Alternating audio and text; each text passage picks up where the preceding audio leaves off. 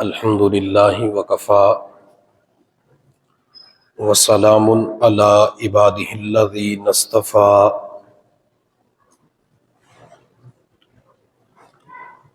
اما بعد فاعوذ باللہ من الشیطان الرجیم بسم اللہ الرحمن الرحیم یا ایہا الناس اتقوا ربکم الذی خلقکم من نفس واحدہ قال النبی صلی اللہ علیہ وسلم النکاح من سنتی او کما قال علیہ الصلاۃ والسلام سبحان ربک رب العزت عما یصفون وسلام علی المرسلین والحمد للہ رب العالمین اللہم صلی علی سیدنا محمد وعلی آل سیدنا محمد وبارک وسلم۔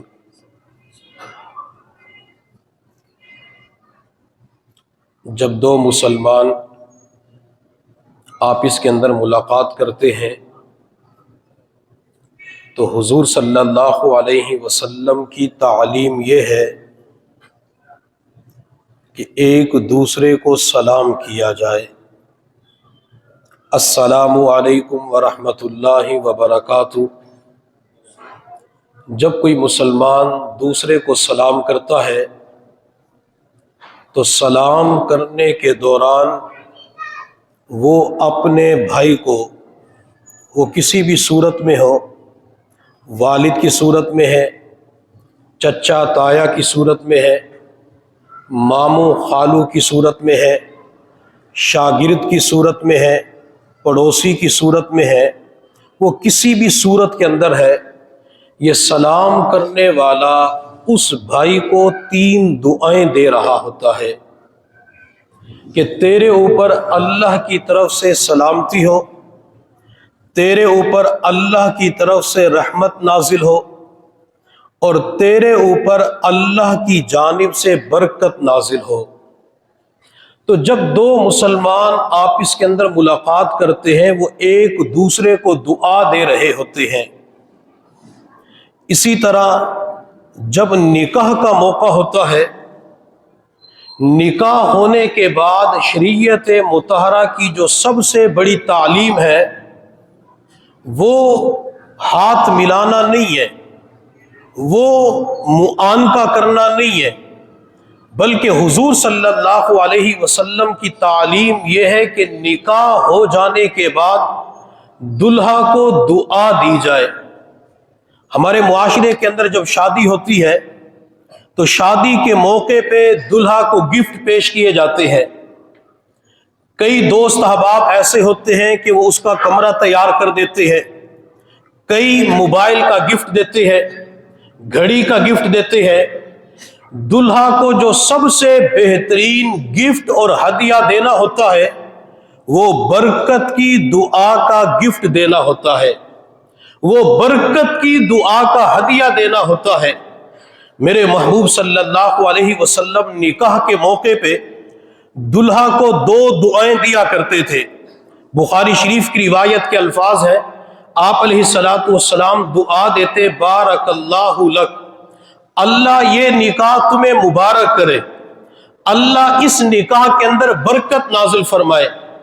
ترمذی اور ابو داؤد شریف کی روایت ہے، حضور صلی اللہ علیہ وسلم نکاح کے موقع پہ دلہا کو یہ بھی دعا دیتے تھے، بارک اللہ لک وبارک علیک وجمع بینکما فی خیر، اللہ تمہیں یہ نکاح مبارک کرے، اللہ تمہارے اوپر برکت نازل فرمائے، اور اللہ تم دونوں کو یعنی خاوند اور بیوی کو خیر کے اوپر جمع فرمائے، اللہ نیکی کے کاموں کے اوپر جمع فرمائے۔ اگر ہم حضور صلی اللہ علیہ وسلم کے نقش قدم پہ چلتے ہوئے نکاح ہو جانے کے بعد دلہا کو یہی دعا دینا شروع کر دیں، اللہ دونوں کے دلوں میں الفت اور محبت پیدا فرما دیں گے۔ لیکن ہم معاشرے کے اندر اکثر لوگوں کو دیکھتے ہیں، جب نکاح کی تقریب مکمل ہوتی ہے، دعا ہو جاتی ہے، दुल्हा को मिलने के लिए आइज़ा अकरबा रिश्ते दार दोस्त अहबाब जब करीब तशरीफ लाते हैं तो कई लोगों को देखा सिर्फ वो गले मिलते हैं, ना सलाम करते हैं, ना मुबारकबाद पेश करते हैं और ना हुजूर वाली दुआ उस दुल्हा को देते हैं। हम जब भी किसी निकाह की तकरीब के अंदर शामिल हो तो निकाह होने के बाद हम ये दुआ दिया करें। अगर ये दुआ देंगे अल्लाह खामन और बीवी के दिल में उल्फत और मोहब्बत पैदा फरमाएंगे। और कई मरतबा हमने लोगों को देखा, नौजवानों को देखा, जब उनके दोस्त की शादी होती है, निकाह होता है, तो निकाह के बाद जब गले मिलते हैं, मुबारकबाद पेश करते हैं और मुबारकबाद देने के बाद कहते हैं तू तो फंस गया, पंछी पकड़ा गया, और कई मरतबा कहते अब ये दोस्तों से भी गया। इस मौके के ऊपर इस किस्म के जुमले इस्तेमाल नहीं करने चाहिए। और कई मरतबा लोगों को यहां तक भी देखा, लोगों की जुबानों से सुना, जब आपस के अंदर नफरतें होती है, अदावत और दुश्मनी होती है, तो कई मरतबा लोग यूं भी कहते हैं जब ये इसके साथ जिंदगी गुजारेगा तो इसको पता चल जाएगा ये खानदान कैसा है।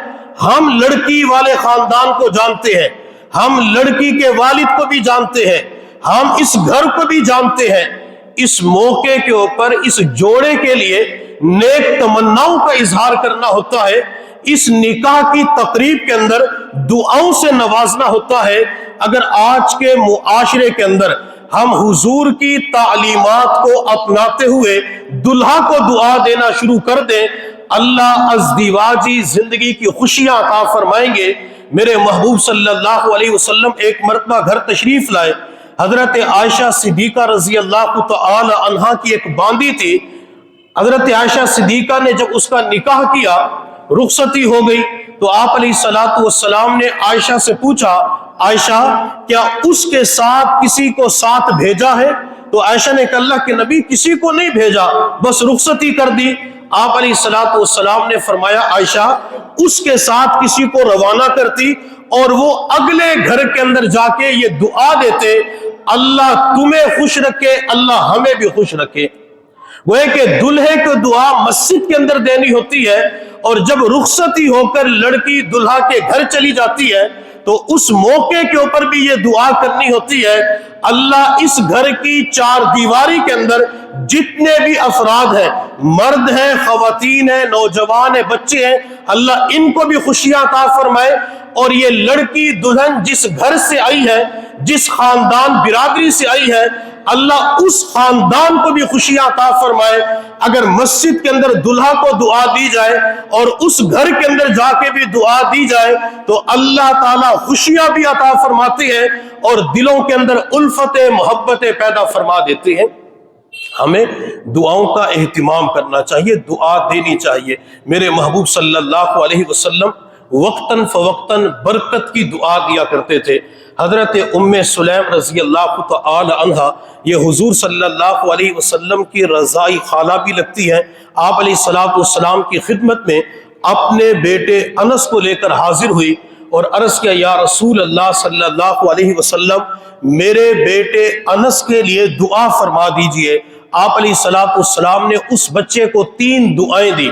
ए अल्लाह, बच्चे अनस की उम्र जिंदगी के अंदर बरकत पैदा फरमा, अनस की औलाद के अंदर बरकत पैदा फरमा, अनस के माल के अंदर बरकत पैदा फरमा।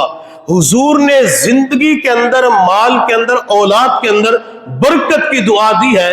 ये बच्चा अनस तो छोटा है, बच्चा अभी जवान नहीं हुआ, अगर ये जवान भी हो जाए, शादी होगी या नहीं होगी, लेकिन हुजूर सल्लल्लाहु अलैहि वसल्लम ने मुझे और आपको पैगाम दिया, अपने बच्चों को ये बरकत की दुआ दिया करो। मेरे पैगंबर ने बच्चे को दुआ दी, उस दुआ का असर ये हुआ, हजरत अनस को एक तो मेरे अल्लाह ने लंबी जिंदगी अता फरमाई, हजरत अनस को अल्लाह ने हुजूर की दुआ की बरकत से इतना माल अता फरमाया। हजरत अनस फरमाया करते थे, मेरे पास जो सोना होता था उस सोने को तोड़ने के लिए मुझे लोहे का कुल्हाड़ा इस्तेमाल करना पड़ता था और हुजूर की दुआ की बरकत से अल्लाह ने अनस को औलाद भी ज्यादा अता फरमाई। हजरत अनस फरमाया करते थे, मैंने अपने इन हाथों के साथ तकरीबन 120 बच्चों को कब्र के अंदर उतारा है। 120 बच्चे तो वो थे जो अनस की जिंदगी के अंदर इंतकाल कर गए, और जो बच्चे जिंदा थे उनकी तादाद अल्लाह ही जानता है। हुजूर ने बरकत की दुआ दी, हर चीज के अंदर अल्लाह ताला ने बरकत पैदा फरमा दी। तो हमें चाहिए हम भी अपने छोटों को बरकत की दुआ दिया करें। मैं सफेद रीश बुजुर्गों से दरख्वास्त करूंगा कि वो अपने छोटों को दुआ जरूर दिया करें। अपने पोते को दुआ दे, नवासे को दुआ दे, चचा भतीजे को दुआ दे, मामू भांजे को दुआ दे, उस्ताद शागिर्द को दुआ दे। और इसी तरह मैं तमाम अहबाब से यह भी दरख्वास्त करूंगा जो छोटे हजरात हैं वो अपने बड़ों को दुआओं के अंदर याद रखा करें, अपने बड़ों को दुआ दिया करें। इमाम शाफी रहमतुल्लाह अलैह फरमाया करते थे, मैं हर नमाज के बाद अपने असातिज़ा के लिए दुआ करता हूं। डॉक्टर अब्दुल हई आरफी रहमतुल्लाह अलैह फरमाया करते थे, मैं हर नमाज के बाद अपने असातिज़ा के लिए, अपने मशाइख के लिए, अपने रिश्तेदारों के लिए, अपने दोस्त अहबाब के लिए, अपने ताल्लुक वालों के लिए दुआ करता हूं। हजरत डॉक्टर अब्दुल हई आरफी रहमतुल्लाह अलैह जब भी किसी बंदे से मुलाकात करते तो फरमाया करते थे, मैं तुझे दुआओं में याद रखता हूं। बंदा हैरान हो जाता, हजरत आप मुझे दुआ के अंदर कैसे याद रखते हैं? तो डॉक्टर साहब फरमाया करते थे, मैं नमाज के बाद जब भी दुआ करता हूं तो सबके लिए दुआ करता हूं, अल्लाह रिश्तेदारों की तमन्नाओं को पूरा फरमा, मेरे मुरीदीन मुतवस्सिलीन की दुआओं को पूरा फरमा, हर किसी के लिए दुआ करता हूं। अगर मैं और आप भी अपने अकाबिरीन के नक्शे कदम पे चलते हुए अपने बड़ों के लिए दुआ करना शुरू कर दें, अल्लाह उनकी उम्र जिंदगी के अंदर बरकत पैदा फरमाएंगे। जो दुनिया से जा चुके हैं अल्लाह उनके दराजात को बुलंद फरमाएंगे। अल्लामा अनवर शाह कश्मीरी रहमतुल्लाह अलैह फरमाते हैं कि शेख उलिंद रहमतुल्लाह अलैह ने मेरे ज़िम्मे बुखारी शरीफ का सबक लगाया, और शेख उलिंद रहमतुल्लाह अलैह ने हिंदुस्तान छोड़कर मदीना जाने का इरादा फरमा लिया। अल्लामा अनवर शाह कश्मीरी रहमतुल्लाह अलैह फरमाते हैं, मैं बुखारी शरीफ का सबक पढ़ा रहा था, मैंने अपने उस्ताद शेख उलिंद रहमतुल्लाह अलैह को देखा सहन के अंदर चारपाई के ऊपर टांगे लटका के बैठे थे। मैंने अपने शागिर्दों से कहा कि मैं थोड़ी देर के बाद आके आपको सबक पढ़ाता हूँ। किताब को बंद किया, शागिर्द बैठे रहे।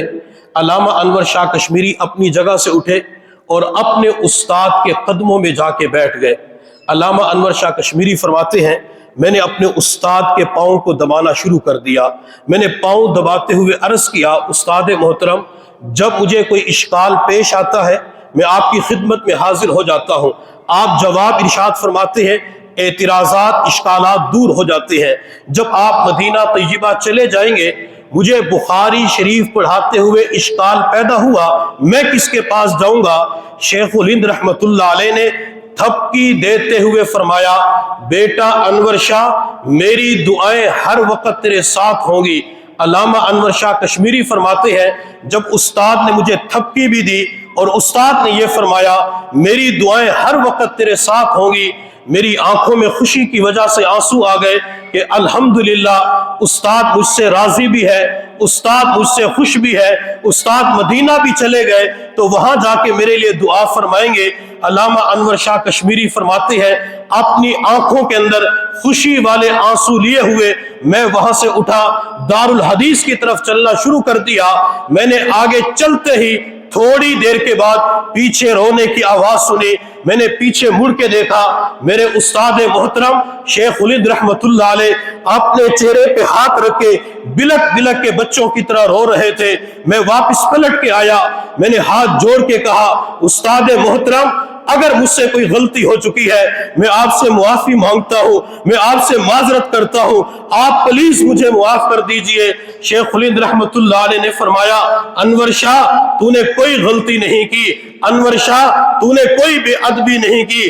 अल्लामा अनवर शाह कश्मीरी फरमाते हैं, मैंने अर्ज किया, उस्ताद मोहतरम थोड़ी देर पहले तो आप ठीक थे, अब बच्चों की तरह क्यों रो रहे हैं? शेख उलिंद रहमतुल्लाह अलैह ने फरमाया, अनवर शाह जब तुम्हें कोई इश्काल पेश आता है उस्ताद के पास पहुंच जाते हो, آج میں مدینہ کے سفر پہ جا رہا ہوں، مجھے اپنے سر کے اوپر کسی استاد کا سایہ نظر نہیں آ رہا۔ علامہ انور شاہ، کاش میرا کوئی استاد ہوتا، استاد سے دعا لے کر میں مدینہ کی طرف روانہ ہو جاتا، میرا یہ سفر قبول ہو جاتا۔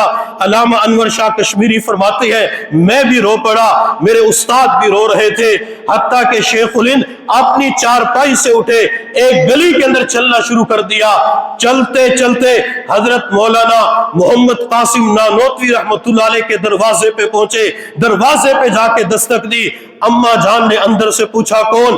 انہوں نے کہا میں آپ کا بیٹا محمود آیا ہوں۔ کیوں آئے ہو؟ شیخ الہند رحمت اللہ علیہ نے فرمایا کہ میں اپنے استاد کے جوتے دیکھنا چاہتا ہوں، استاد کے جوتے باہر بھجوا دے۔ اماں جان نے جوتے باہر بھجوائے۔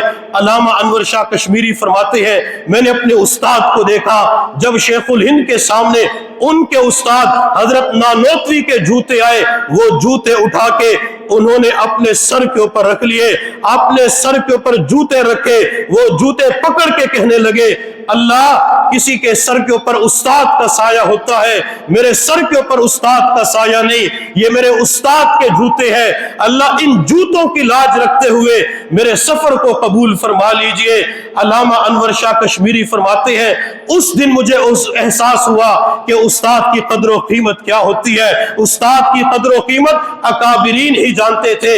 آج معاشرے کے اندر ہم کئی مرتبہ لوگوں کو دیکھتے ہیں جس استاد سے ناظرہ پڑھا ہوتا ہے، جس استاد کے پاس حفظ کیا ہوتا ہے، جس امام کے پیچھے نماز پڑھتے ہیں، جس امام کے پیچھے جمعہ کی نماز ادا کرتے ہیں، دوستوں کے درمیان بیٹھ کر اسی کی ذات کو نشانہ بنایا جاتا ہے۔ اگر کسی استاد سے علم حاصل کیا ہے، کسی استاد کے پاس پڑھا ہے، اس واقعے کو سامنے رکھتے ہوئے استاد کے بارے میں ایک حرف بھی، ایک نقطہ بھی، ایک زبر زیر بھی زبان سے نہ نکالنا، اپنے استاد کے لیے دعاؤں کا اہتمام کرنا۔